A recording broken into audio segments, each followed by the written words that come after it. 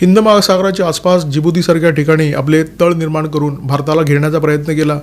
हिंद महासागरामध्ये चीनला प्रचंड रस आहे, कारण चीनच्या आर्थिक हिताच्या रक्षणाच्या दृष्टीने मलक्का सामुद्रधनी अत्यंत महत्त्वाचा आहे आणि या सामुद्रधनीवर भारतीय नौदलाची जबरदस्त पकड आहे आणि ही पकड मजबूत करण्यासाठी भारताने ग्रेट निकोबार या प्रकल्पाची घोषणा केली।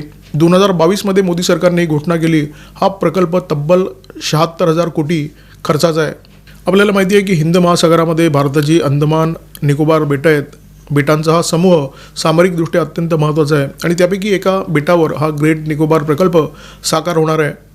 मलक्का समुद्रधनीच्या पश्चिम टोकापासून हा प्रकल्प फक्त 90 किलोमीटर अंतरावर आहे।